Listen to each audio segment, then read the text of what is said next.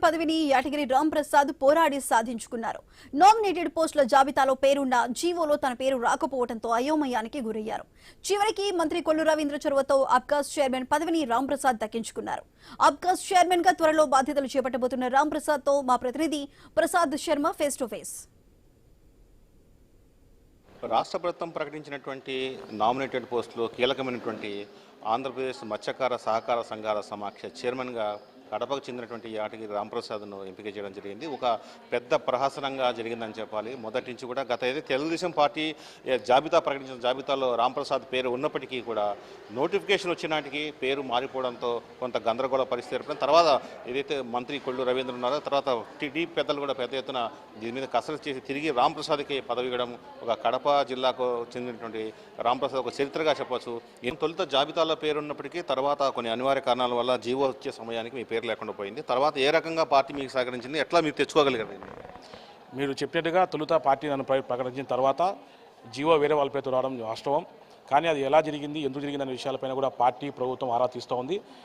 దానికన్నా ముందు మనం ప్రకటించిన పేరు పార్టీ కార్యకర్తలకు న్యాయం చేయాలనే ఉద్దేశంతో జాతీయ అధ్యక్షులు నారా చంద్రబాబు గారు, యువ నాయకులు లోకేష్ గారు, ఉప ముఖ్యమంత్రి పవన్ కళ్యాణ్ గారు, మా మత్స్యకాల ముద్దుబిడ్డ శ్రీ కొల్లు రవీంద్ర గారి ఆదేశాల మేరకు ఇక్కడ నాకు స్థానికంగా నా పేరు ప్రమోట్ చేసి నాకు అన్ని రకాలుగా సహాయ సహకారాలు అందిస్తూ వాళ్ళు నన్ను ముందుకు నడిపించడం జరిగింది. వారి నమ్మకాన్ని ఒమ్ము చేయను, ఖచ్చితంగా వాళ్ళందరితో కోఆర్డినేట్ చేసుకొని వాళ్ళ సూచనలు సలహాల మేరకు ముందుకు పోతాను తెలియజేస్తా ఉన్నాను.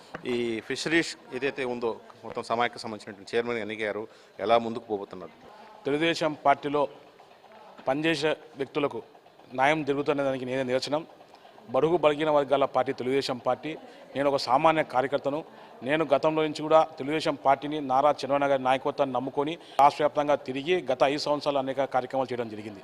కానీ నేను చేసిన పనిని గుర్తుపెట్టుకొని తెలుగుదేశం పార్టీ ఈరోజు నాకు ఒక మంచి అవకాశం కల్పించడం, ఖచ్చితంగా నేను దాన్ని శిరసావహిస్తూ పార్టీ ఏదైతే నాకు ఇచ్చిన ఆదేశాలను నేను శిరసావహిస్తూ నేను ముందుకెళ్తూ ప్రభుత్వం యొక్క విధి విధానాలు ప్రజలకు తీసుకెళ్లి ప్రభుత్వం చేసే కార్యక్రమాలను ప్రతి ఒక్క గ్రామానికి వెళ్ళి నేను వాళ్ళకి తెలియజేసి పార్టీ బలోపేతానికి మత్స్యకారులకు మంచి చేసే విధంగా నేను ముందుకెళ్తాను తెలియజేస్తా ఉన్నాను. మత్స్యకార సంఘాలు చాలా మంది వెనకబడి ఉన్నాయి, చాలా ఇప్పటికీ డెవలప్మెంట్ కావాలని కోరుతున్నారు. ప్రభుత్వం నుంచి మీ సమాఖ్య నుంచి ఏ రకమైన సాయం అందబోతున్నాయి?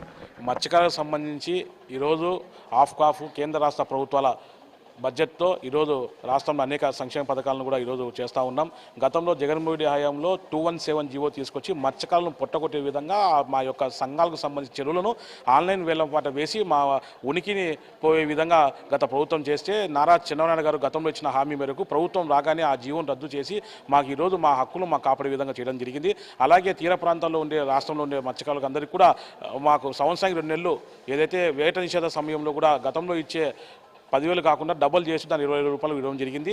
తర్వాత అనేక కార్యక్రమాలు ఈరోజు మా మత్స్యకార సామాజిక వర్గానికి సంబంధించి ఈరోజు తెలుగుదేశం పార్టీ కూటమి ప్రభుత్వం 100% కట్టుబడి ఉంది. మాకు న్యాయం జరుగుతుందని చెప్పి మేము ఆశిస్తూ ఉన్నాం.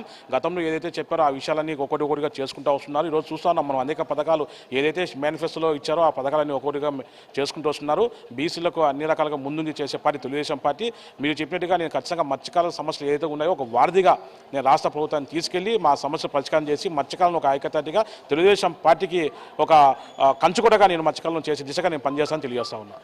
ఏదైతే మొదట జాబితాలో పేరు ఉన్నప్పటికీ తర్వాత జీవో వచ్చే విషయంలో కొంత తేడా వచ్చినప్పటికీ మొత్తం పార్టీ యంత్రాంగం మొత్తం అధిష్టానం కూడా ఈ నిర్ణయం తీసుకుని తిరిగి తను చైర్మన్ చేసిందని చెప్తున్నారు Ramprasad. Camera person Sumanth Sharma, I news, Kadapa.